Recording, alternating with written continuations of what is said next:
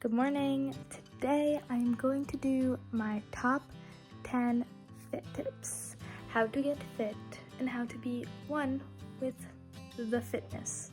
I just want to hop right into this because I really don't want this to be a long video because I haven't filmed in like a while. I don't know. YouTube's hard. They don't tell you that it's hard, but it's hard. Anyways, my tip number 1 is if you have never counted your macros before or like calculated your calories or anything like that, if you're new to fitness, I highly advise just like doing it for even a week to dip your toes into macro life. Macros are your proteins, fats, and carbs, by the way. I can do another video explaining in depth how to calculate your macros, but if not, I'm gonna leave a macro calculator in the description box for you guys and you can go take the quiz. It's really quick. That's how I do mine. So yeah, counting your macros is a great tool because it can teach you portion control, how much fuel you need to actually fuel your body in the most sustainable way. And it can also just teach you a lot about how to read labels, like what foods are satiating, etc. Also wanted to put out there, tip number 1B is to eat 1 gram of protein per 1 pound of body weight. Example, you are 143 pounds, pretend. You should I would eat 143 grams of protein in order to gain muscle, to be fit. I don't know. That's just what I do. I heard it somewhere and it works for me, so I advise you to do it. If it worked for me, maybe it'll work for you. It's all trial and error. It's all very individual. But yeah, try counting your macros and I'll make another video of how to exactly calculate your macros, but if not, I'm gonna leave that calculator link below. I'll see you in tip number 2. Okay people, my second tip for you guys is to get outside and walk. Achieve a 10 to 12,000 step goal every day. Go over if you can.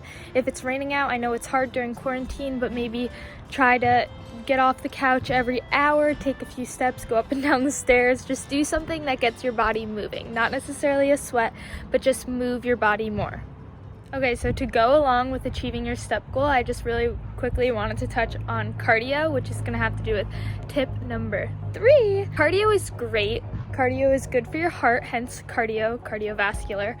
But cardio is not the only way to achieve your weight loss goals. Just think that people that do hours and hours of cardio, and yes, I fell victim to this a while ago, where I would go to the gym and just do an hour of cardio and try to see results. You need to shock your body, and I think a great way to do this is to incorporate more weights into your routine. I'm literally just like pacing back and forth right now. Anyways, do more weights. Start your workout off with weightlifting and end with maybe a 10-minute sprint, maybe just a HIIT circuit, maybe 20 minutes incline walk on the treadmill, something like this. Don't have your whole routine be based around cardio. You want to lift weights, you want to build muscle. If you build more muscle, your metabolism will be higher and you'll be able to eat more food. That is tip number 3. Focus less on cardio and more on weights. So for tip number 4, it's how to curb or like get rid of your late night cravings. And I think the best way to do this is to change your bedtime. Honestly, going to bed earlier and waking up earlier is just the most superior thing to do in the whole entire world, I think, because like you just get so much more done. And I feel like whenever I go to bed earlier, I wake up with way more energy. Another thing about the cravings is that I'm turning around because I'm on a golf course and I see people golfing. I don't want a golf club on my head. Have my last meal at like 9 o'clock and it's always some sort of dessert, and I pre-track it in MyFitnessPal so I make sure I can have that dessert, and I go to bed feeling satisfied and like not too full, and I feel good. Change your bedtime and just make it fit into your day. Like if you really want popcorn that night, you can still have popcorn. Just eat a little healthier like during the day. So that is tip number 4. I'll be back with tip number 5 when I get home because I'm on a walk and it's so hot and I don't want to die from a golf club. Bye. Hi guys, I just want to quickly tell you my tip number 5. My thumb is on the camera. So Tip number 5 is to not cut out food groups. I used to do this a lot. I would tell myself I'm gonna go vegan, not even for the ethical reasons, even though I do find it ethically right to go vegan. Anyways, that's not a part of this. I would tell myself to go vegan so I could cut out food groups and eat and have more excuses to eat less, and I would end up losing weight but also losing energy and muscle to go along with it. It's just really not the way to go.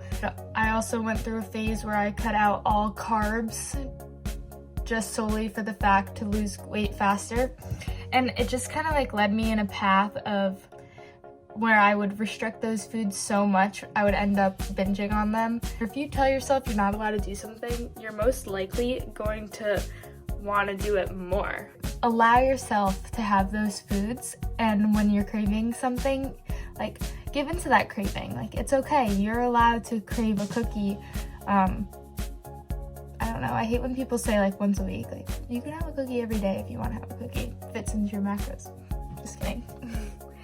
Yeah, just don't restrict certain food groups just because they're classified as bad food groups. No food is bad. The only way that you're going to gain weight or lose weight is if you're in a caloric deficit or a caloric surplus. It doesn't matter what foods you're eating. Like, if you ate pizza and cupcakes every day but you were still eating under your maintenance level, you're still going to lose weight. I mean, your body composition is going to be totally out of whack eventually, but like, you're still going to lose weight. And if you ate almonds and quinoa and vegetables and fruit, but you're eating like 3,000 calories and not even realizing it, which is way over your maintenance, you're going to gain weight. So it's not exactly the specific foods that are going to make you gain or lose weight, but it's the amount of them. I think you guessed it. Tip number 6 is to drink more water. I think that everyone should be drinking water throughout the day. I don't know if there's like a certain number, maybe like, I don't know. I don't track my water. I know there's a section on MyFitnessPal where you can track your water. I don't really do that because I feel like I drink enough water because I always have to freaking pee. Anyways, drink water with every meal, after meal, in between meals. When you wake up, drink water. When you go to bed, drink water. It's just the best drink for you. I would rather eat my calories than drink my calories. If you drink a lot of sugary drinks, the way that you're going to see quick results is to drink less of those. Not necessarily cut them out, like I said before. Like, if you're at a birthday party and you want to have a Coke, have a Coke. But in the meantime, drink water. I'm filming on my phone right now, and I'm not sure if I'm supposed to look at the camera or myself. I think I'm supposed to look at the camera. I need to get a camera. But it's pretty good lighting. I want to show you guys. I'm using this like lamp that's on in my dad's office. Cute. So yeah, drink water. I am cleaning my room, but I just thought of tip number 7. Okay, so tip number 7 is to plan your workouts. I know that any of us are really going to the gym right now, but like, it's still good to write out a workout before you do it, even at home, just so you, or follow a workout plan, just so you can have the ability to check each section off. And I just feel like it's a lot easier, and like, it's just so much less stressful if you do it beforehand. I like to do it the night before, because then I can be like, I feel like when I'm laying in my bed writing out my workout, I'm almost like really eager, and I just make the hardest workout for myself, and the next day I get it done and I just feel so much better for completing a hard workout. When you're sitting in bed, put your phone away. I literally get out a paper and pen and I write out my workouts. I don't even like to put it on my phone, because when I'm working out, I like to just put my music on and then set my phone aside. Just follow the paper where I wrote out the workout so that I don't get distracted by my phone. So that's also a tip. So this is like 7A and 7B tip. Tip number 8 is that this thing is not your friend. This is a scale. I don't really like to use scales because I don't think they're accurate. I Like, I don't even know what this is. It's my mom's. I tried to get her to throw it out, but she doesn't listen to me. So scales are not your friends. What are your friends is progress pictures. What is a number gonna tell you compared to a picture of yourself? Like, if you take a picture of yourself right now, tonight, take a picture of yourself, save it in your camera roll, all different angles, get that booty pic, get the stomach, get the arms, everything. And then in like a month from now, take it up and implement some of the tips that I gave you, okay? A month from now, take a picture of yourself and see like what has changed. I guarantee if you start to lift weights and you keep weighing yourself, you may not see the number change, because pretty sure muscle weighs more than fat or something like that. I don't know. But just don't listen to the scale. It's not right. It's a liar. The scale is a liar. Pictures are the truthers. So I want to quickly wrap up the last few tips for you guys to make this video short and sweet. My tip number 9 is to make sure that you're stretching and warming up before your workout, and then also cooling down and stretching after your workout. I think this is really important to avoid injury, especially if you're someone that's new to working out. A stretching video that I really enjoy is Natasha Ocean's stretching video. I like to do that before my workout. It's also a little bit of mobility work, so it's good to warm up your body. It's good to invest in a foam roll. I'm pretty sure they're cheap on Amazon. You can foam roll after your workouts. My last tip for you guys is to stay patient, and I think this is super, super, super important. Probably like the most important tip out there, because don't give up on yourself. Like, it's gonna take a little time. It took how many years for your body to get to where it is today, so it's gonna take a little more time to get to where you want it to be.